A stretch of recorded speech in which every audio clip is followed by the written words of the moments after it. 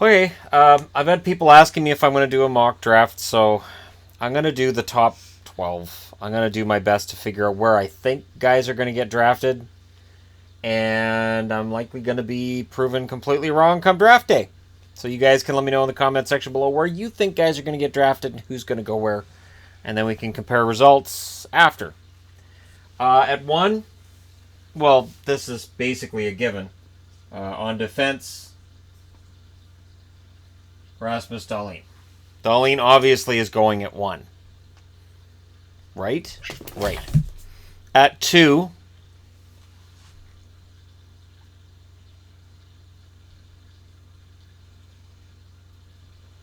Carolina clearly is going to go with Svechnikov. I can't see any situation where it's not Svechnikov. I can't. Because Svechnikov to me is the second best player in this draft. Third overall. So this is going to Montreal, and I'm just double checking the position.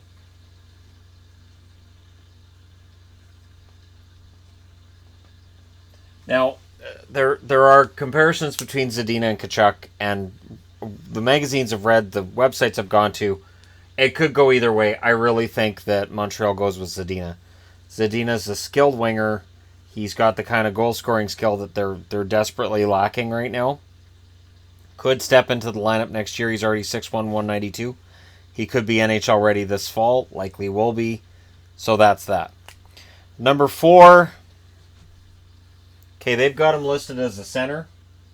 I've seen him listed as a winger as well. And that's Brady Tkachuk. Can't see Ottawa not taking Tkachuk. It doesn't make any sense to me for them not to take Brady Tkachuk. And I know there's people who don't like him based on his last name, or based on, well, he plays kind of a dirty game. Ottawa could use some sandpaper in that lineup. Absolutely. At 5, I think Ottawa needs help on the blue line. And I think Boqvist makes the most sense. Adam Boqvist has had a very solid season for Brunus.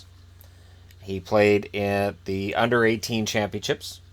So I do think Boqvist likely goes 5th. Now, at 6th, I can't see Detroit not taking a defenseman. Now, Wahlstrom is going to end up potentially screwing this whole thing up. And Detroit could be the one that end up taking a forward in Wahlstrom, but I'm going to go ahead and go at 6.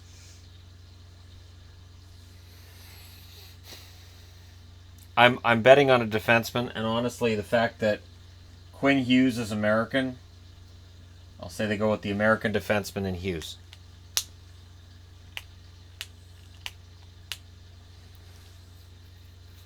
Which leaves me at number 7 with Vancouver. And there's a lot of tantalizing prospects here. Dobson, I think, is the one that they'll probably take. But since it's my mock draft, and I know it's going to be a defenseman, and I'm just looking at just the you know what? Yeah, to heck with it.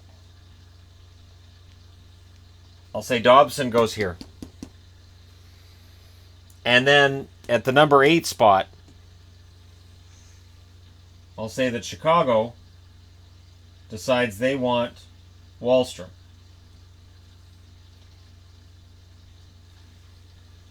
That Oliver Wahlstrom ends up going to them at 8th. And then at 9th, the Rangers continue building that blue line by drafting Evan Bouchard. So Bouchard goes at 9. Now, 10 is the Oilers, and you ask yourself, well, are they going to go with defense? Or are they going to go with forward? And looking at the names that are available, you know what? I would love to say Veleno, but I can't see it. I'll say that Edmonton.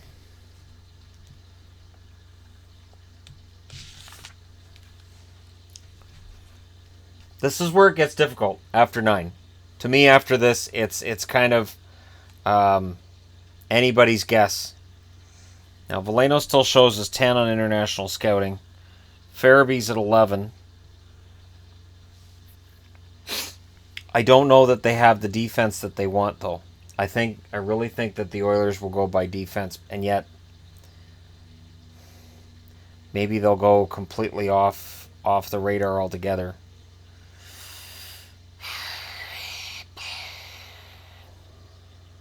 Nah.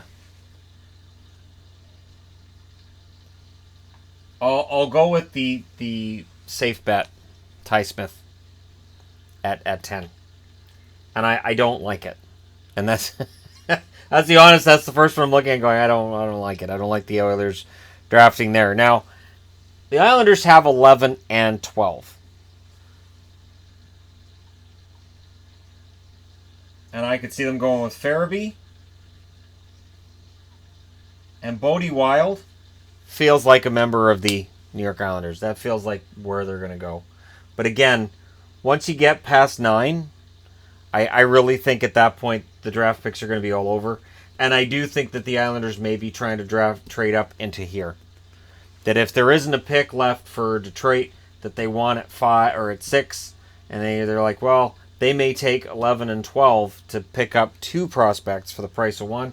And the Islanders have done that kind of trading before. And whether it's Garth Snow or Lou Lamoriello or whoever making that decision, it's an Islanders type trade at the draft table to trade extra picks to move up or grab extra. They will trade out and trade in picks. It's going to be an interesting draft, though. But there you go. There's my mock draft 1 through 12. I'm not even going to try 13 through 31 because I'll get a nosebleed by about 20 and I'll give up by 25. It's tricky. And the really tricky part is you've got your 2 key guys right here that I can't see anybody touching. I can't see anybody going outside of that. You've got your top 4. I don't think anybody jumps into the top 4 that's out.